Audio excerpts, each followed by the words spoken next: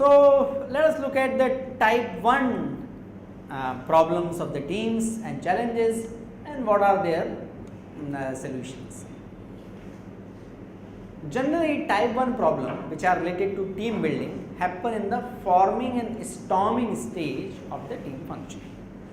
Forming phase is when you actually constitute the teams based on some objective data like competency, temperament, past performance, experience, etc.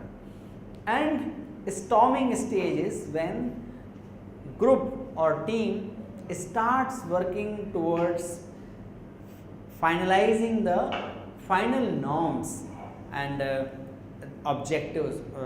So, storming phase is when there are extensive debates about what to pursue and how to pursue. In this type of problems, the focus of intervention is generally goal and role clarification related to task structure and looking at the group composition. There are some simple interventions like expectation setting, team objective setting, performance and reward mechanism. These are simple but very important interventions.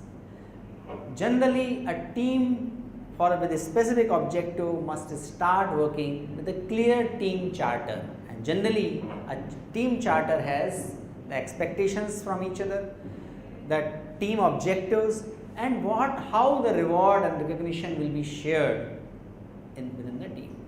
These are the simple things, but if we overlook these things, that may create problem in future.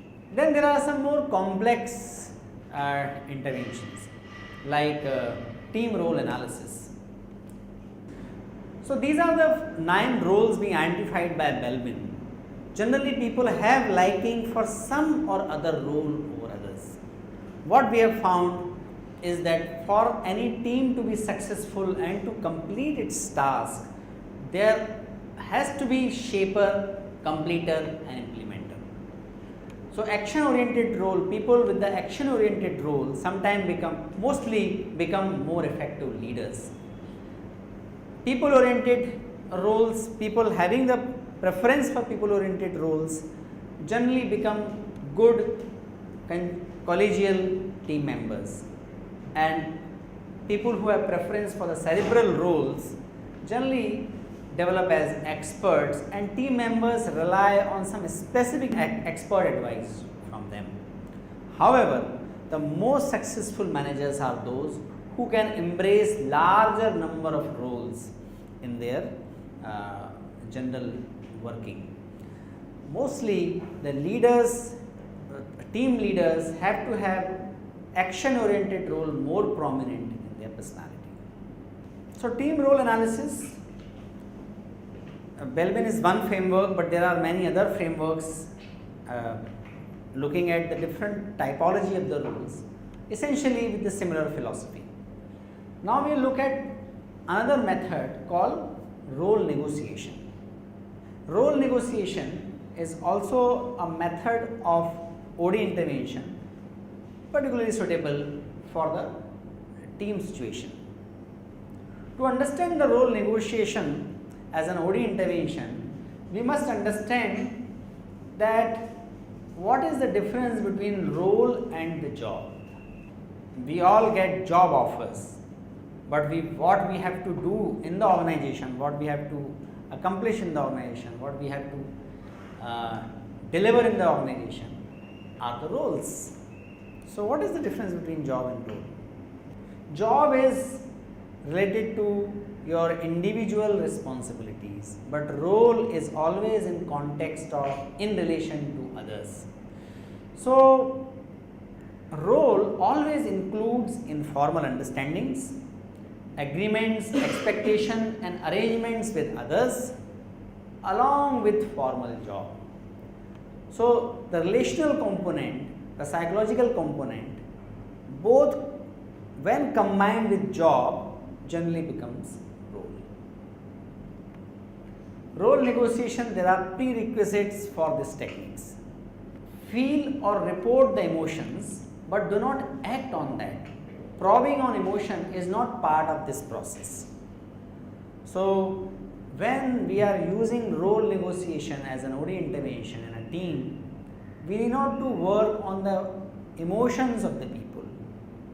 We may acknowledge those, but we have to keep it aside for the further discussion. Openness, honesty and interest, these are very essential for this intervention to be successful. All those who are involved in this intervention have to have these three characteristics. Expectations and demands to be written down and clearly understood by both sender and receiver. As the name suggests, there is a component of negotiation in this intervention. For any negotiation to fructify, to be followed, all the terms and conditions must be written down and must be understood in a similar way by both the parties. Requested or demanded must be accompanied by a willingness to give up something in exchange. As it happens in the negotiation, both parties will request or demand something for each other. We need to be willing to give or compromise on something to get something in this situation.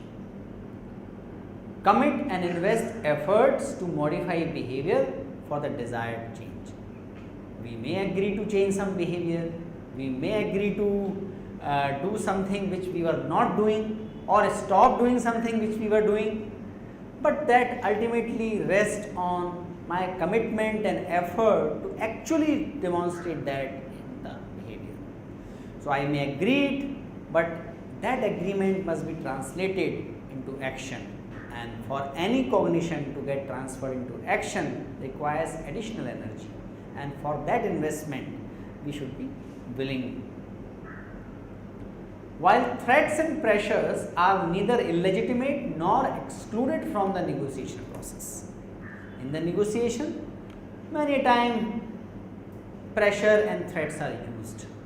However, positive intentions and positive incentives yield greater result in most cases. If in the role negotiation process, parties and the people involved think about win-win solutions, the possibility of the final solution to be sustainable happens to be very high in comparison to those situations where primarily threats or pressures are being used as technique. And instead of win-win orientation, the negotiation is carried out with a win-lose or lose-lose kind of position. Now look at the steps. In OD intervention, we must understand that a lot of process work is involved. We have already discussed what is the process work. Process work means my behavior is the outcome of a process. Means there are certain underlying values, beliefs, morals, emotions and assumptions and the dynamic of all these factors which result in my behavior. So if I have to change my behavior, I need to work on certain emotions, assumptions, morals, values, etc. So even one word and sentences play a critical role. The choice of word and the sentences play a critical role in arriving at the common understanding and reaching to the desired outcome. So that's why we need to be very conscious of what are the steps involved. So first step is about discussion within your group. So suppose there are two groups involved, we can discuss the influence and power you believe others to have. How will you believe yourself to have and others believe you to have. What is the influence and power and how is manifested in your work relations with others. If there are two groups involved in this negotiation, they can have a group discussion within the group to understand what are the influence and power we have, what are the influence and power other group has, and what other group thinks that influence and power we have. So essentially they are making three lists. If this process is going on in a team where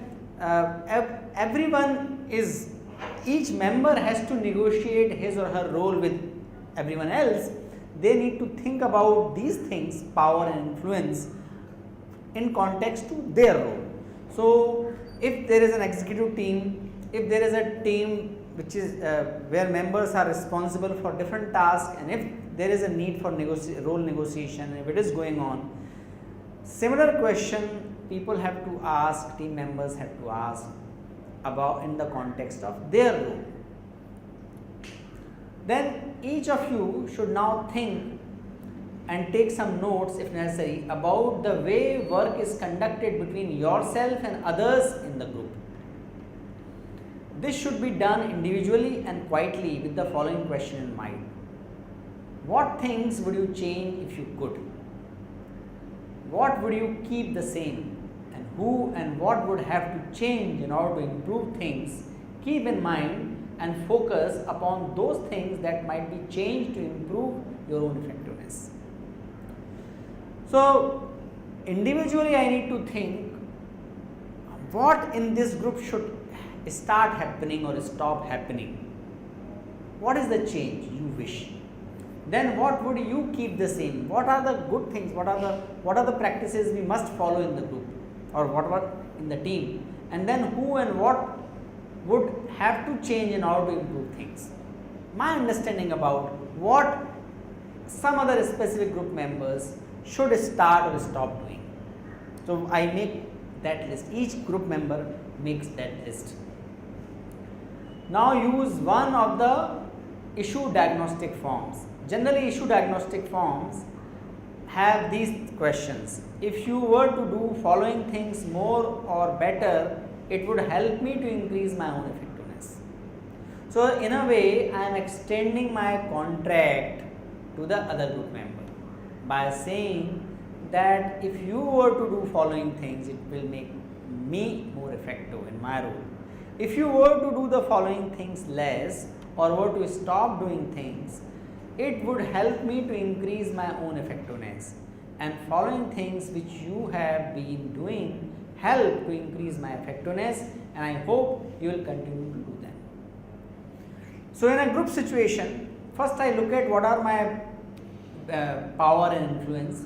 Second, I look at what are the interactions, what is the group dynamics, what is the teamwork, what is the team functioning, or how is the team is functioning, and what it should be, how it should change, that will make me more effective.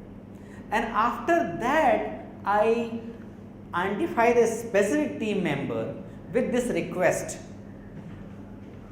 generally captured in the issue diagnosis form, where I specifically mention, you please start or stop doing these things which will make me effective, and continue to do those things which will keep me effective.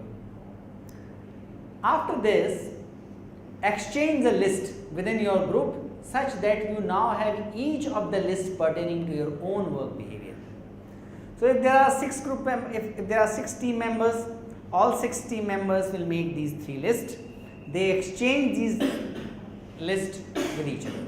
So, I get the perception and the offer for the contract from all other team members, and I extend my offer and contract and request to all other team members. Based on all the data which is coming from the different team members and what I have thought through, I make a summary list form which includes what I am expected to do, what are the requests I have received from others, and what are the requests others are making to me. Share your summary list with each other in the group by writing it upon the flip chart and posting it. So, based on these requests and contact, everyone says, okay, I am willing to do these things, and I am willing to continue these things. So, without any conflict, people in the first round of agreement happens, because many things people wish to do, many group members, most of the time team members want to be effective for their personal cause as well as for the cause of the team. They are not able to see their own behavior, and in order to be them better, just these kind of requests and offers for the contract itself are sufficient to make them aware and realize what are the changes required. Now question each of the other group members about items on the list by asking why, what and how. If you don't agree with some contract, or if you find some request to be strange, you ask, you probe further. Do not offer a rebuttal to their replies. You are allowed to ask clarification question only, not to make a statement. Then comes the step 8, where select one or more behavior items. So after making the master list, having a discussion, having a probing, not a discussion, and after the probing and understanding more about the request of the people, select one or more behavior item from the list that you would particularly like to see some change in on the part of another person. Now select one or more item that you feel you may be able to change in the direction others desire. The most negotiable items are those where there is a combination of high desire for change on the part of the initiator and willingness to negotiate on the part of the person whose behavior is the target of change attempts. So focus upon these items. Ninth step is engage in the negotiation process by making offers in the form, if you do X, I will do Y. So you see, most of these agreements about the change and most of these understanding about the required changes are being tackled before the negotiation actually starts.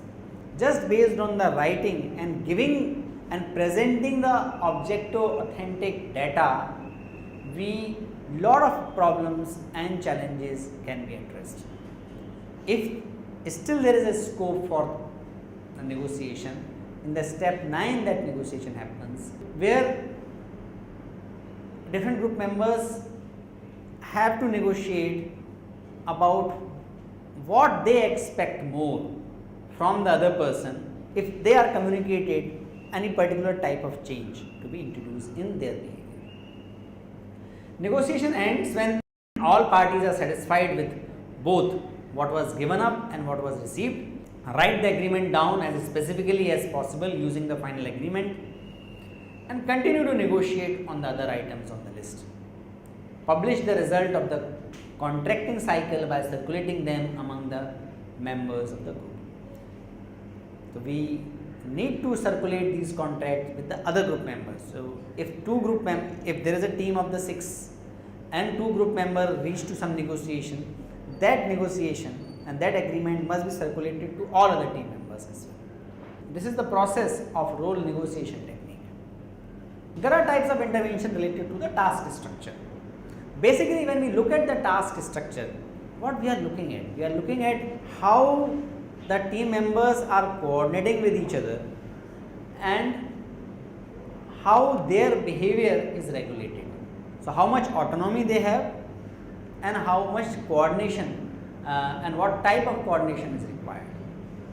To understand the importance of coordination and identifying the role of that in team functioning, many a time outdoor activities are very useful, because outdoor activities like the one presented in the slide are not exactly related to the job, but they have a lot of parallels with the job and they create a safe situation to self-reflect on their behavior. Means, how do they exchange communication, how do they exchange information, how do they coordinate, who takes leadership role, who takes followers role, who takes responsibility, who avoids responsibility. Many such things come out in a very safe environment in the outdoor activities. So to understand the importance of coordination and my general disposition about the coordination, outdoor activities are very useful. Group composition is the third aspect of team OD intervention. That is about complementarity of the knowledge, skill and attitude. If that complementarity is not maintained, teams generally remain suboptimal performing teams. The competency means skill, knowledge and attitude. So complementarity also has to be in all 3 aspects. like there has to be complementarity about the knowledge and skill, but there is a complementarity required in the attitude as well. That's where the personality test, learning style, predominant motivators, these kind of factors become important. So you might be familiar to some of these factors on which we distinguish the personality and work behavior. For example, need for motivation may be arising out of need for achievement, need for power and need for affiliation. Different people will have different levels of needs and that might be motivating them. We need to understand in a team who is motivated by what most often, and accordingly if we can assign the roles and if we can accommodate their motivation, that helps a lot in achieving the coordination. Then many of you must be aware of the NPTEL profile. There are thinking and feeling continuum, there are introversion and extroversion orientation, there is a judgment and perceiving orientation, and sensing and intuitive way of looking at things. Different people have different type of NPTEL profile. To coordinate better, it is very helpful for the team members to understand each other's profile. Similarly, there are different ways people learn. If you remember the Kolb learning cycle, it involves how do we collect information and how do we use that information. We collect information through concrete experience and abstract conceptualization, and we transform information through active experimentation and reflection and observation. As the combination of how people collect information and how people transform the information, learning styles emerge. So there are different types of learning styles which are called converger, diverger, accommodator and assimilator as per the Kolb learning style model. Now we need to know that different people within the same team may have different type of learning style. So while knowing about the different types of motivation or psychological profile or learning style, we achieve two things. Number one, we start appreciating the individual difference in spite of all the technical complementarity available, and ensuring that in a team there might be difference because of these temperaments. So when we know about the difference, when we know about each other's temperament and these disposition, we become appreciative of each other. And at the same time, when I become aware of my temperament, I try to accommodate others and I try to change my disposition to some extent. There are certain things which cannot be changed drastically, but there is a possibility of making some modifications in these dispositions. If that modification is not possible beyond the limit, at least a synergistic approach can be adopted, where if I know that I am not very good at planning, I can delegate that to other team member and trust that team member for his or her planning capabilities. So by generating more appreciation and creating the synergy based on this knowledge, the coordination of the teams can be better. So this is also one of the type OD intervention. Then we come to the type 2 OD intervention, which are related to the team performance. In the team performance, two predominant components are team functioning and performance norms. Team functioning means the specific task whether team is able to perform or not. When teams are not able to perform the specific task they are assigned, there might be problem about their ability to manage project, making decisions, solving problems, or even design thinking if team has a task of innovation. We know that there are 6 steps of problem solving, and interventions can be around linear process of problem solving. Interventions can also be done on group decision making processes. How to effectively use the standard agenda, brainstorming, nominal group technique, consensus, voting and ranking as method of making decisions. These are particularly useful when team is not effective in decision making. Then there are interventions about lateral thinking. Lateral thinking is thinking beyond obvious. Lateral thinking is thinking beyond the linear and sequential way of thinking. So, lateral thinking and 6 heads proposed by De Bono, popularized by him, are also very important OD intervention to make the teams practice more creative thinking and lateral thinking and come to the innovative solution. Project management also is a very important team competence. Project management is a developed science in itself. Generally, the project management training is given in combination of the classroom training and the practical assignment. You might remember 6 Sigma training. 6 Sigma training cannot happen just in the classroom. In the classroom, you understand the concept, you have to come back to the workplace and do that project, whether it is a green belt project or black belt project, and you are encouraged to use all the statistical techniques and other techniques and decision making techniques which are taught as a 6 Sigma training to be used in that project.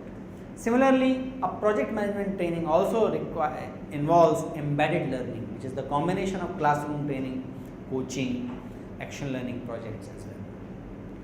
Nowadays, design thinking is identified as very important competency. There is a huge pressure on organizations to be more innovative, and it is increasingly realized and recognized that innovation is not the job of a specialized department responsible for R&D innovation. In a business organization, innovation is essential and innovative thinking is essential for all the levels of employees. For that, we have a process called design thinking. It was more popular amongst the designers earlier, but in the field of management also, design thinking is emerging as a very important and well recognized OD intervention. Design thinking is different from a typical innovative project because it starts not from the problem but empathizing and closely observing the end customer. So, empathy and prototyping are the very specially used in a very specific way it is used in the design thinking. We have few examples of the design thinking like Shimano's innovation of the coasting bike or electric toothbrush or this water container, transferable water container used in Africa. These are some of the examples of the design thinking output. So, design thinking has also become a very important team intervention for enhancing the team functioning. Last but not the least, in the team performance intervention are performance norms. Performance norms are about how people approach their work and interact with each other in a team. The norms may be related to trust, norms may be related to how people interact with each other. To understand what are the norms, prevailing norms of a team, observation is a very good method.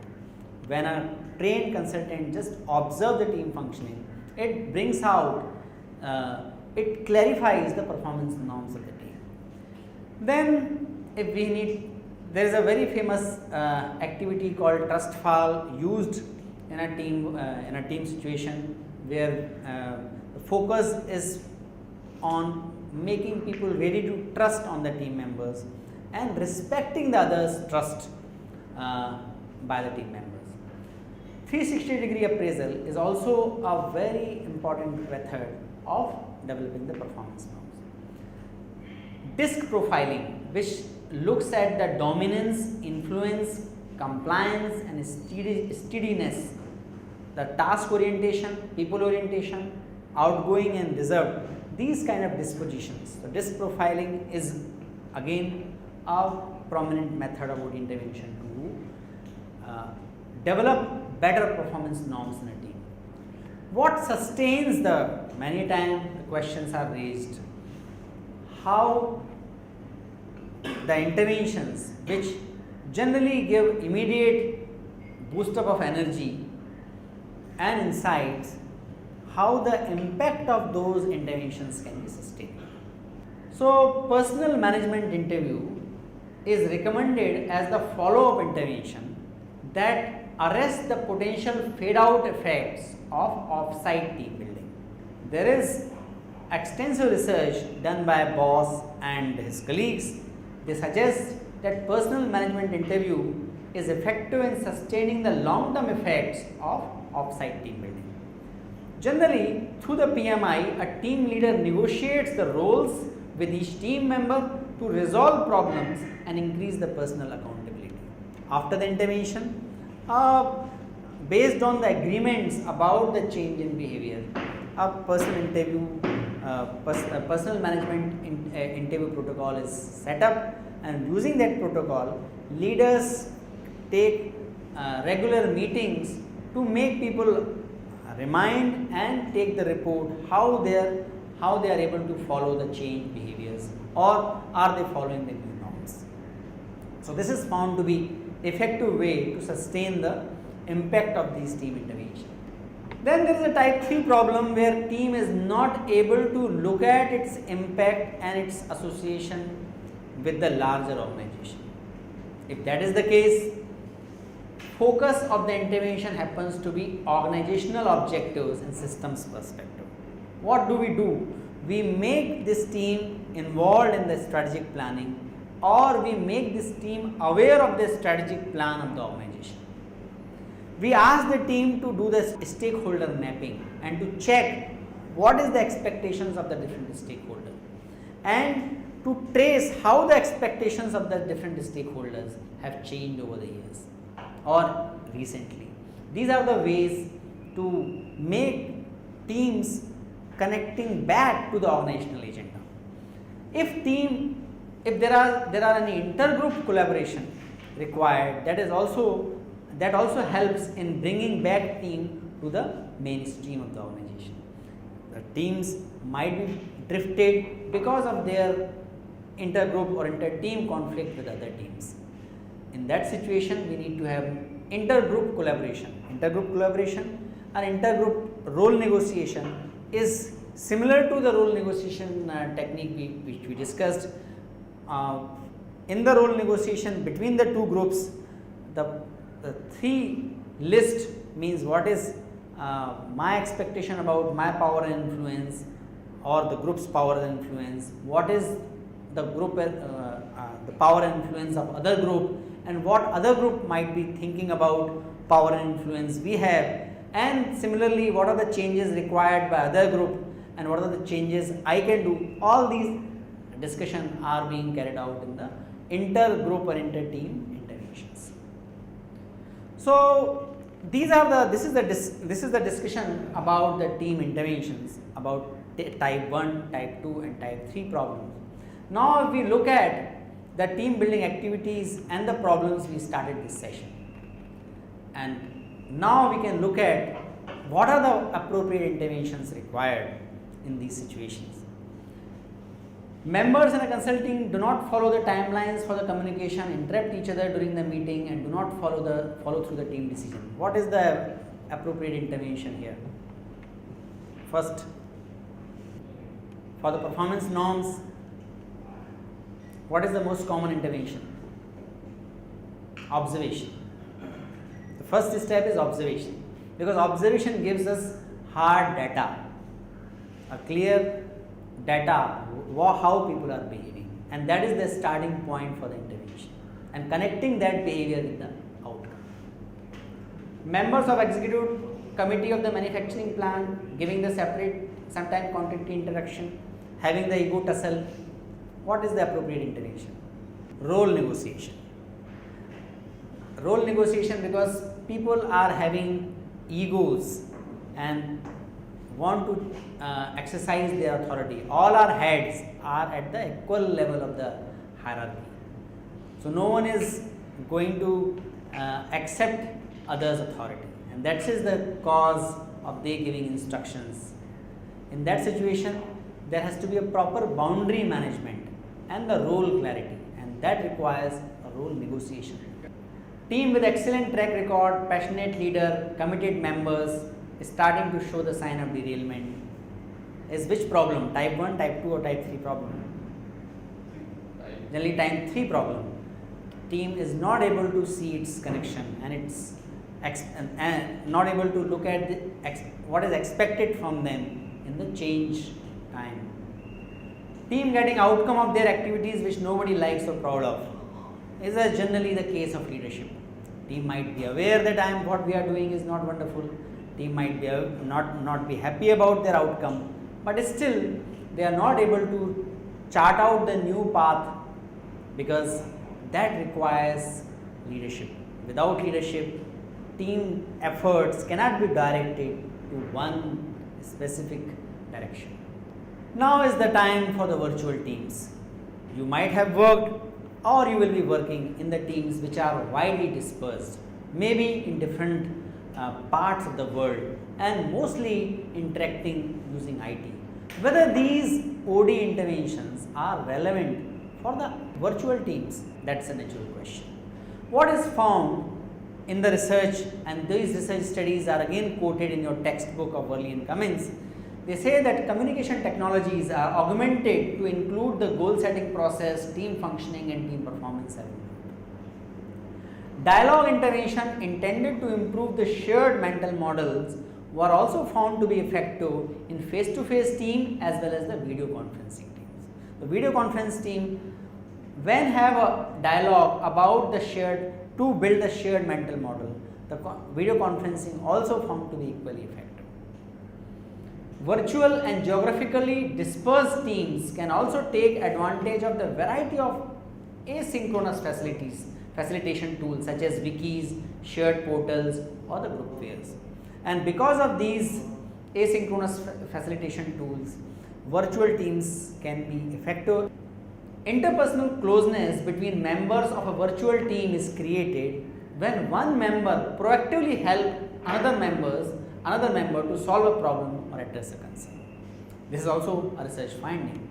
Another research finding suggests that closeness is maintained by frequent, short but content-oriented message, not the process-oriented message.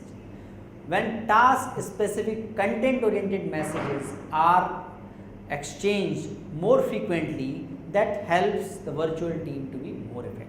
Team performance is enhanced by initial face-to-face team building meetings. When before going for the virtual setting, when there is a face-to-face meeting, it is found that this practice makes the virtual team also more effective. So these are the ways of looking to enhance the functioning of the virtual teams. Many of the findings, many of the scientific principles which are relevant in face-to-face meetings, face-to-face teams which are working at the same location apply to the virtual teams as well.